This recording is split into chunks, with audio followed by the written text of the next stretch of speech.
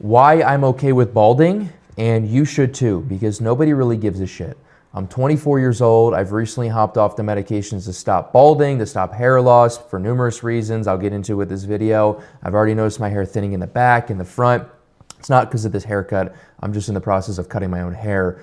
But the point I'm trying to make is more than 85% of guys are going to experience some form of hair loss at some point in their life, whether it's now, 15 years from now, when they're 50. It doesn't matter. Your time is coming, and the Norwood Reaper is going to snatch your shit, respectfully. But in all seriousness, I'm going to share my story, my experience with my hair loss throughout my journey, my hair type, everything, why I got on hair meds in the first place, and now why I'm off them for good. As I go along sharing my story, how my hair is transformed, and not for the good, I'm going to be sharing pictures just to show you the transformations. And I'm hoping that by me sharing my story and my background, that you guys can resonate with that and feel a little bit more comfortable in the journey and just being able to accept the conditions of what you've been put in. So starting out with hair, never really noticed anything in high school. I mean, everyone's kind of got that thick hair. They're able to put it back and put the hair gel in there and do all that shit. And you're not going to really notice any thinning unless you just have really bad genetics. I have more of a hair type that's kind of like a cat feel, where it's very fine. It wasn't necessarily super thin.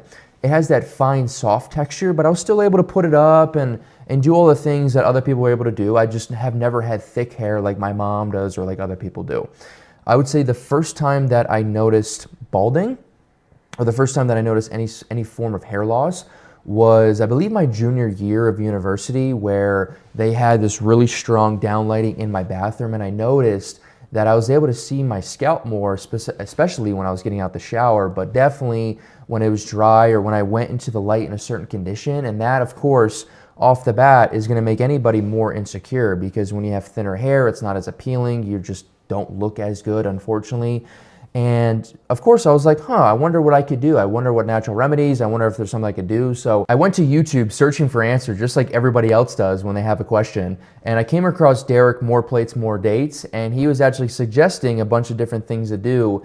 And the first thing I tried was the Nizoral shampoo. That was like the first thing that wasn't a pharmaceutical intervention with stopping the hair loss. And I figured I'd give it a try, bought it on Amazon, got a couple packs, and it really made my hair just super dry. Like it made it look flat, made it look dull, it had no life. But at that point I was like, would I rather keep my hair, or would I want to have a little bit more life in it, but actively know I'm losing it? So at that point, I started noticing a little bit more hairs coming out when I was showering and things like that. But I don't really think that the Nizoral, the shampoo, really had that big of an effect.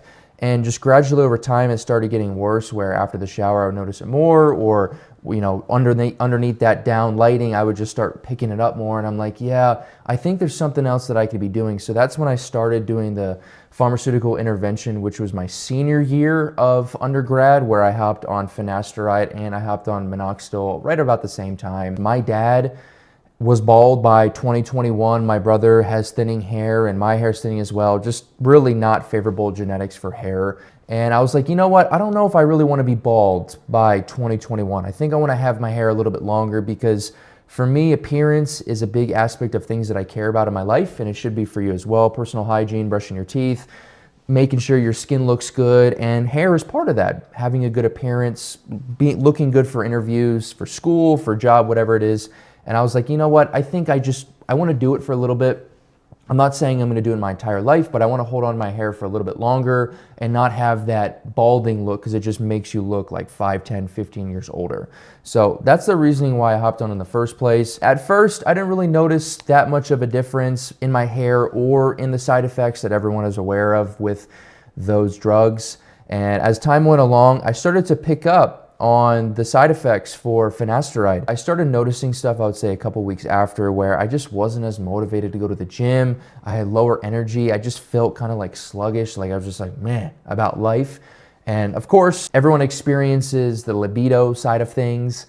And that definitely hit me, where I would get limp dick. I would just not have the drive, the libido to want to do those acts and desires. And that's never really a fun spot to be in. There's really no point of doing minoxidil if you're not doing finasteride, because minoxidil is just gonna make you like a chia pet, where you're just growing a bunch of hair and shit. but your finasteride isn't there to stop it. So you're just growing a full head of artificial hair. And as soon as you stop that, well, then it's going to all be gone. So you want to have those in tangent where you can stop the balding with the DHT, and then you can also have the minoxidil and have those in tangent to give you just more hair, thicker hair overall.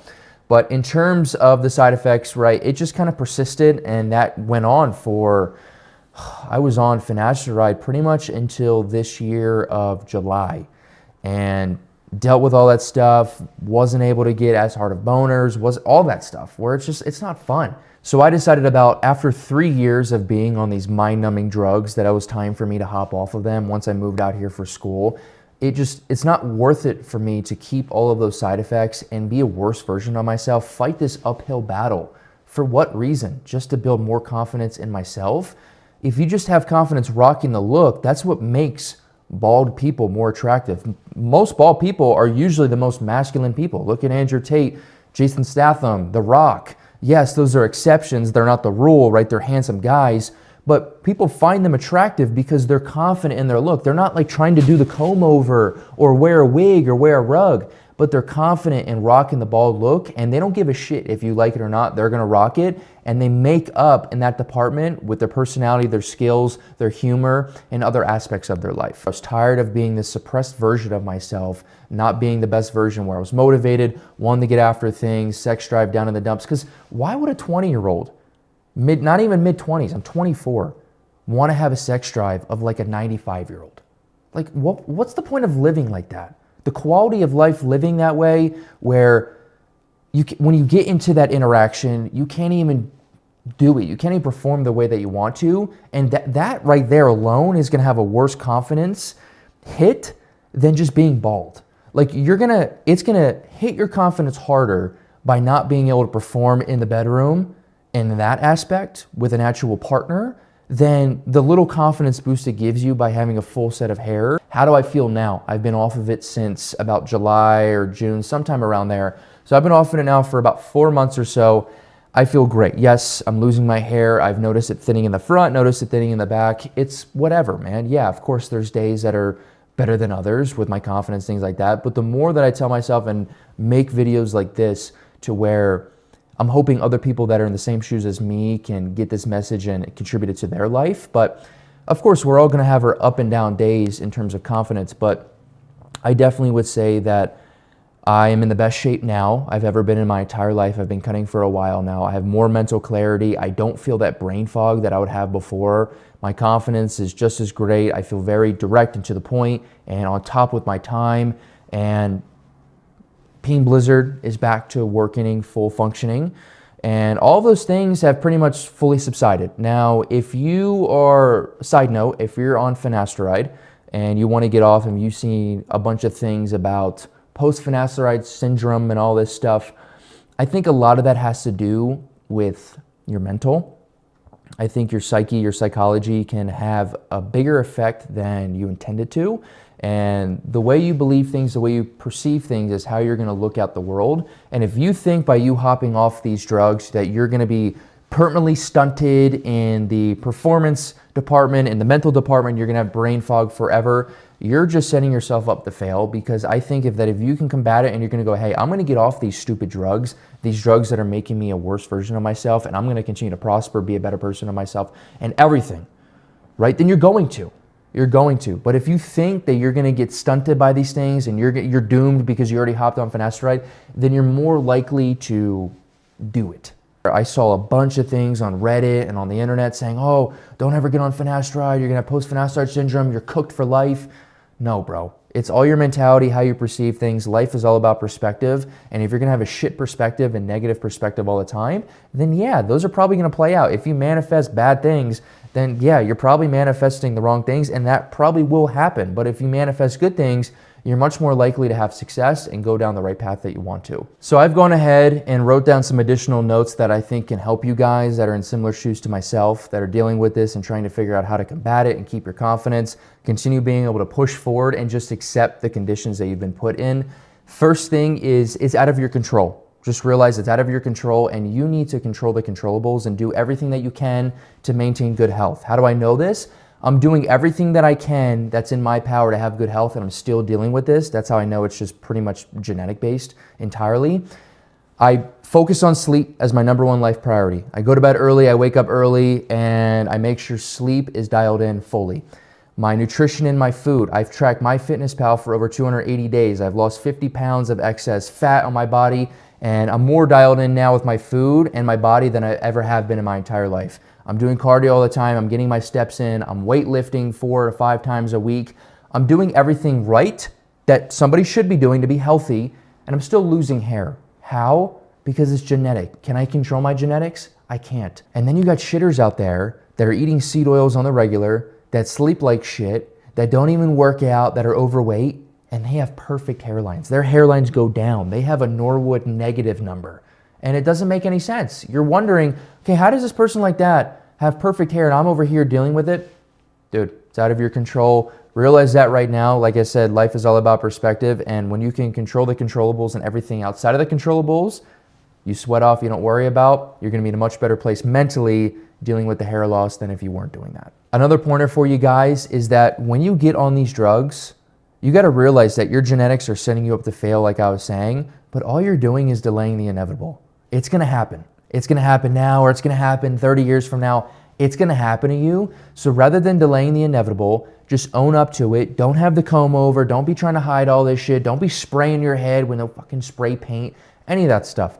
Own up to it. Hey, we all got problems, right? We don't have Aaron Marino hairlines, but at least we're not 5'4".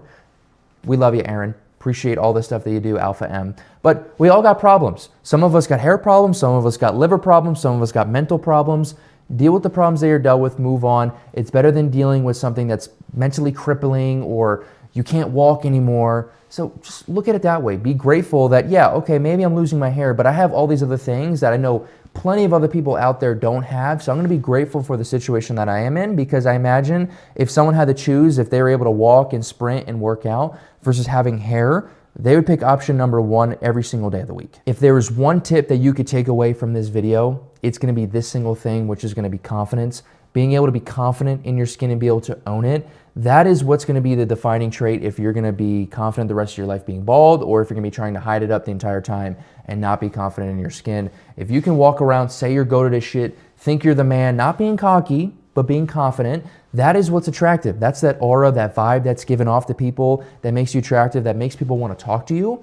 Yes, unfortunately, as guys, we're much more superficial based towards girls and we're shallow that way. But in terms of the other way around, it plays on our favor because girls don't necessarily always care about looks. Yes, they don't want you to look like some freaking scrub, some monster from Percy Jackson, but they're looking internally. They want to make sure that you can be a provider, that you have the manhood, you have the masculinity down, and that you're going to be on your passion, your grind, and doing the shit that you're supposed to be doing as a man. And that's what they're going to be focused on, not necessarily if you have some strands on your head or not. Hair is not going to define your success, your character, and what you're going to do in life. There's plenty of bald people out there. Look at Jeff Bezos, dude's a freaking millionaire. You got Andrew Tate, you got all these rich people that are bald and successful. That's the last of your concerns. But another part of that kind of bounces off of it is that everyone is so hyper fixated on their own shit and everything that's going on in their life that they couldn't really care about what you got on your head or not. And you may think that, you may think like the spotlight effect only works for you, but I'm gonna tell you something right now, you're not special.